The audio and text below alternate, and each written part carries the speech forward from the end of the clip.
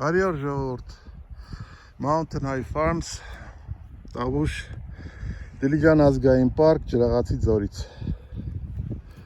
2025 թվականի ապրիլի առաջի 10-օրյակ գեղեցիկ եղանակ ապրիլյան տաք է, բայց ինչպես նորից եմ ասում, մենք դեռ ամբողջությամբ գարնան մեջ չենք։ Սա գարնան սկիզբն է և կարող է լինել և ձյուն, և սառնամանիք։ Փոքր-ինչ փոփոխության դեպքում։ Մինչև այսօրվա թեմային անցնելը, ինչպես տեսնում եք, ես նաև ֆորմատն եմ փոխել։ Ես խնդրում եմ, որ վիդեոն նայելուց հետո նայեք նաև մեր ուրեմն այս վիդեոյի տակ տեղադրված մեր կայքեջի հղումով անցնեք, նայեք մեր կայքեջը, որտեղից դուք կարող եք առցանց գնում կատարել մեր արտադրանքի այս պահի դրությամբ սևանգուսի բարձրակարգ մսի առցանց առաքումով, ձեր ասած հասցեով և բարկոդով նաև կարող եք նայել փաթեթավորման վրա դրված բարկոդով կարող եք տեսնել նաև պատրաստման եղանակները։ Շնորհակալ եմ դրա համար։ Նաև շնորհակալ եմ հետևելու համար մեզ։ Այսօր ուզում եմ խոսել, այլ շուտ կիսվել ձեր հետ մի բան, որ ես անընդհատ ասում եմ։ Ուրեմն մեր երկրի գյուղատնտեսության խնդիրների մասին, հատկապես անասնապահության։ Հատկապես, երբ որ արդեն հասանելի են դարձել անցած տարվա համեմատական թվերը գլխաքանակի խոշոր եղջյուրար կենդանիների և մենք գիտենք, որ արդեն համարյա 20,000 գլխով մեր ուրեմն երկրի գլխաքանակը խոշոր եղջյուրար կենդանիների պակասել է, պակասել է։ 25%-ով պակասել է վերջի 5 տարիների ընթացքում։ Ես մի տեղ ասել եմ, կարծեմ դասախոսության ժամանակ, որ ցանկացած երկրում դա ատոմային ռումբի պայթելու նման ինչ-որ բան կլիներ։ Եթե որևէ երկրի գլխաքանակ պակասեր 25%-ով կամ 30%-ով համարյա վերջի մի քանի տարիների ընթացքում, տես բան չպետք է լինի։ Գյուղատնտեսությունը ցանկացած երկրի ողնաշարն է։ Ցանկացած երկրի ողնաշարը, սնունդը, պարենը հիմա զենք է,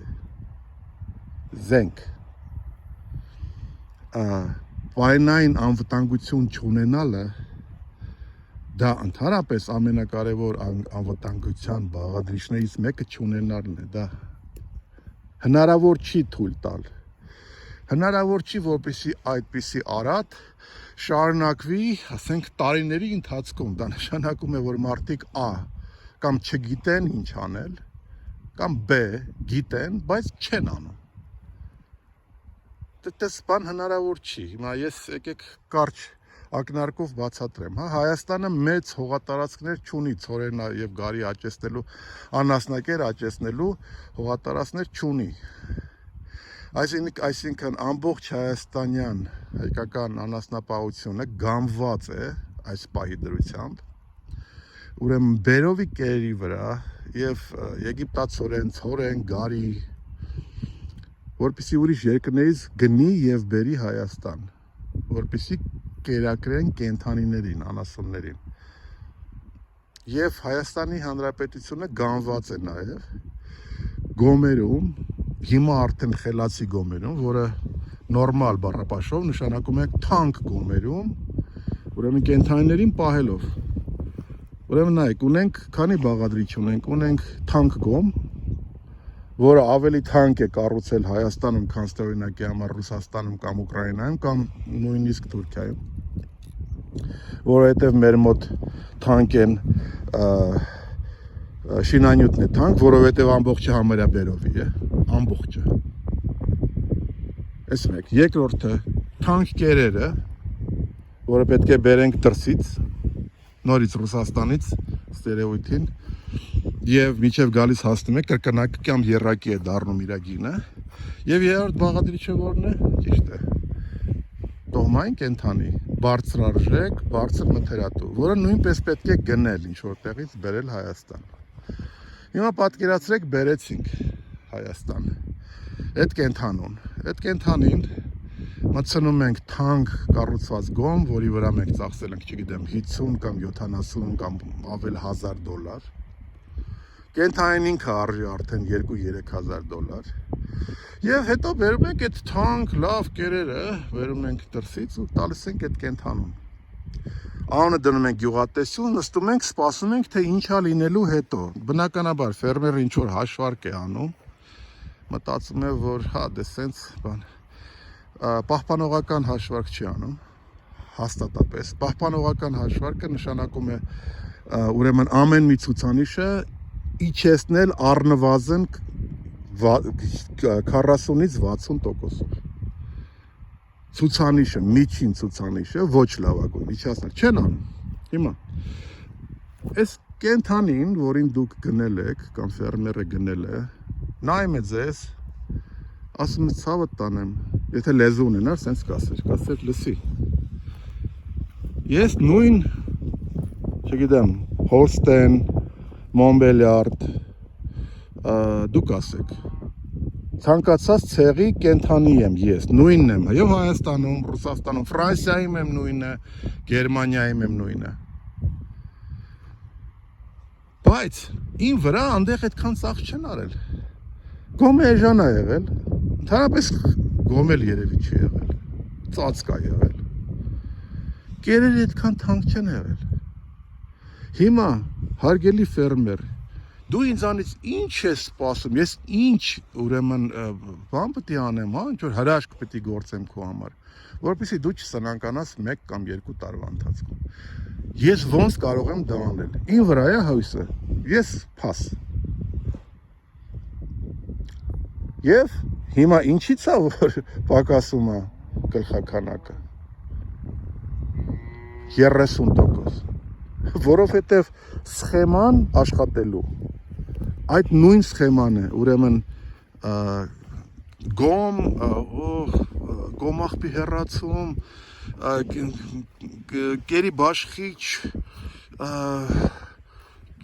կերի խառնիչ, թանկարժեք այս, թանկարժեք այն, կերեր, որոնք նույնիսկ թանկարժեք են, ամեն օր ես մարդը ծախս է անում։ Ու ես կենթանում փորձում է, չգիտեմ, կթի, հասցնի ես իմ ինչքան կտը կատնատվությունը, հնարավոր կամ անհնար չափերի։ Եվ դա տևում է ինչքան, հա, երբ որ արդեն ֆինանսավորումը չկա։ Բանկերը չեն ֆինանսավորում, որտեղ ասում են, մի օրով, հիշում ես, անցած տարի մի օրով ուշացրել ես իմ վճարումը, կամ 2 ժամով, չեն վճարում։ Հետո ընկնում ենք իր հույսին։ Հետո դրսի ֆերմերը, ռուսաստանցի մի ֆերմեր, միս է բերում, ես սկսում եմ վաճառել Հայաստանում։ Ավելի էժան, քան թե այս տղան կվաճառել։ Կամ կաթ է բերում, կամ կատնամթերք է բերում։ Ես սկսում եմ վաճառել Հայաստանում։ Ավելի էժան, քան թե մեր ֆերմերը կվաճառել։ Ռուսաստանցի կամ ուկրաինացի մեկ ֆերմեր ունակա ոչնչացնել 10 հայաստանցի ֆերմերի, փակել տալ իր էժան արտադրանքով, նույնիսկ բերված, բայց ավելի էժան։ Հիմա դուրս է գալիս, որ եթե կովը ունենար լեզու, ամենասկզբից կասեր, բայց դա չի ասել, ֆերմերը չի տեսել, չի հասկացել, հիմա դրսից բերում են տավարի միս, դրսից բերում են խոզի միս, դրսից բերում են թռչնի միս, 80%-ը թռչնամսի դրսից է գալիս, 40%-ը տավարի մսի։ Եվ Հայաստանը տավարի մսի ամենաթանկ երկիրն է ամբողջ աշխարհում, ամենաթանկը, Ճապոնիայից էլ թանկ է։ Խոզի միսը գալիս է 60%, թե արդեն 70 երևի 80% դրսից է գալիս։ Չունենք մենք խոզաբուծություն։ Չունենք։ Որովհետև այդ սխեման, որը գալիս է 60-70-ականներից չի փոխվել։ Դա արտադրական արդյունաբերական, դա ինտենսիվ չի, դա արդյունաբերական գյուղատնտեսության սխեմա է։ Հարկավոր է այդ սխեմայից հրաժարվել։ Լավ, ինչքան կարելի է շարունակել։ Ինչքան կառավարությունը պետք է ուղղակի դադարի սուբսիդավորել խելացի գոմեր, չգիտեմ, կամ ցանկացած ուրիշ տեսակի գոմ։ Ասեմ ինչու, որը երևի 1000 անգամ ասել եմ։ Հայաստանի տարածքի կեսը 1.200.000 հեկտար։ Դա 12,000 քառակուսի կիլոմետր է։ Եվ լեռնային լանդշաֆտով, եթե հարթեցնենք իրեն, երևի կդառնա 14 կամ 15,000 քառակուսի կիլոմետր, որ մեր երկրի տարածքի կեսն է։ Դրանք հեռագնա արոտներն են եւ խոթարքերը։ Եվ Հայաստանը չի օգտագործում, 20%-ից ավելին չի կարողանում օգտագործի այդ արոտավայրերի, որովհետև այդ 20%-ը մոտ է ինչ-որ բնակավայրերի եւ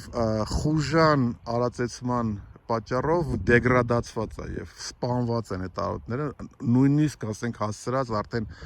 այդ անվերադառնալի կետը անցած։ Գազանաբար ոչնչացրած, անկառավարելի խուժան արածեցմամբ եւ այդ արոտները, որոնք ասենք բնությունը կռիվ է տվել այդ գազանաբար եւ խուժանավարի արածեցնողների դեմ սկզբից, հետո վրեժ է լուծել։ Իրենք բոլորը սնանկացել են, որտեղ իրանց կենդանիներն են դեգրադացվել այդ արոտների հետ միասին եւ ոչնչացել եւ մորթվել։ Ոչ մի օգուտ չեն տվել։ Հարկավոր է անցնել վերականգնողական անասնապահությանը, արոտների հիման վրա, պետք չի կերառնել ամեն օր, մի առեք կեր, արածեցրեք արոտավայրերը վերականգնողական արածեցման մեթոդներով, փոխելով արոտավայրերի տեղամասերը ամեն օր եւ թողնելով, որպեսզի նրանք վերականգնվեն ամբողջությամբ, մինչեւ որ վերադառնալը 2-ից 2.5 անգամ տարածքները արդեն ավելի քիչ տարածք է պետք մեկ կենդանի պահելու համար։ Բոլորը գիտեն, թե մեկ կենդանուն պետք է 1 հեկտար։ Ոչ, պետք է ընդամենը 0.4 հեկտար։ Եթե նորմալ վարվեք։ Երկրորդը կերեր չեք առնելու։ Կենդանները իրենց արոտը աճեցնելու են եւ քաշ են հավաքելու։ 1 հեկտարից Ավստրալիայում ստանում են 600-ից 800 կիլոգրամ միս։ Դա միջին ցուցանիշն է։ 1200 կիլոգրամ ստացող էլ կա։ Մեր արոտավայրերը բարձրակարգ արոտավայրեր են։ Հարկավոր է փոխել այդ կազուսը։ Լավ, ինչքան կարելի է քառակուսի նայել ամեն ինչին։ Վեր կացեք, գնացեք եւ կենթանիներին տարեք եւ ճամբարներ ստեղծեք, չգիտեմ, ստեղծենք մենք հիմա այստեղ սկզբից ունենք ճամբար, հետո ստեղծեցինք բան ուսումնական կենտրոն արոտավայրում մենք ստեղ ես կենթանիներին սևանգուստներին չենք պահում, մենք պահում ենք մարդկանց, ովքեր ստեղ աշխատում են։ Այդ մարդիկ ընդամենը կառավարում են արոտները, այս աղմուկների համար, եւ իրանք նույն քաշաճերն են հավաքում, ինչ որ կհավաքեին գոմերում, բայց ոնց ասենք մենք գոմ չունենք, մենք մի հատ ծածկ ունենք ընդամենը։ Այս բաց երկնքի տակ են այս կենթանիները, առավոտից իրիկուն, անձրև, ձյուն, ոչ մի կապ չունի, ցուրտ, այստեղ են։ Եվ երկրորդը մենք կեր չենք տալիս, պատկերացրեք, ամեն օր մենք ընդհանրապես կեր չենք առնում, մենք առնում ենք միայն 2 ամսվա իրեն ստրատեգիական խոտը։ Եթե այն զորը մի քիչ հեռուն նայեք, կերևա, որ մեր մի ամսվա խոտը մնացել է, որովհետև ընդամենը մի ամիս ենք կերակել այս կենթանին, այդ մի ամսվանը կմնա մյուս տարվա համար։ Մենք էլի 2 ամսվա կունենանք, մի ամսվա էլ կառնենք։ Բայց կմնա, հիմա մենք սպասում ենք, որ արոտները բացեն։ Մենք պահպանում ենք արոտները աչքի լույսի պես, ամեն մի մետրը, որովհետև դա է մեր եկամուտը, դա է այս կենդանիներին, այդ արոտն է դառնում քաշ, օդով չեն սնվում, եւ մենք խտացրած կերեր չենք տալիս, որովհետև ճիշտ ենք անում, ծախս չենք անում։ Կենդանիները աճում են առողջ, իրենց միսն է առողջ, մաքուր, էկոլոգիապես մաքուր միս է։ Իրանք ոչինչ չեն, ուրիշ ոչ մի բան չեն ուտում։ Նշանակում է մենք պահպանում ենք այս արոտները, այս կենդանիները հաճույքով զարգացնում են այդ արոտները։ 2-3 անգամ արոտավայրերի, մեր արոտավայրերի բերքատվությունը բարձրացել է այս 2-3 տարվա ընթացքում։ Հա, սխալներ անում ենք, հիմա էլ ենք միգուցե անում, բայց ամեն անգամ մենք այդ սխալները ուղղելով գնում, դա է ցանկացած գործի բանն է դա, գրավականն է դա, զարգանալ ամեն օր։ Եվ սա է, եւ նա ինտենսիվ չեն, արտադրականը չի ինտենսիվ, սա է ինտենսիվը։ Մտածեք դրա մասին։ 12,000 քառակուսի կիլոմետր, ասենք 20%-ը հանգլավ, 8-9,000 քառակուսի կիլոմետր Հայաստանում ոչինչ չի արվում այնտեղ։ Դեգրադացում են արոտավայրերը կամ երկու ձևով, կամ անխնա եւ ասած ասեմ ծովահենային թալանչի ոչնչացնող արածեցմամբ կամ չարածեցմամբ։ Այդ դեպքում էլ են արոտավայրերը դեգրադացվում։ Կենդանիները ստանում են սնունդ միայն այն դեպքում, երբ որ իրենք են աճեցնում այս արարքը։ Սա ընդհանուր էկոհամակարգ է, որի մասին ես կպատմեմ մյուս վիդեոյի, որտեղ արդեն լրացային ժամանակը։ Շնորհակալություն եմ հայտնում, հետևեք մեր ալիքին, հավանեք եւ տարածեք մեր վիդեոները։ Շնորհակալ եմ։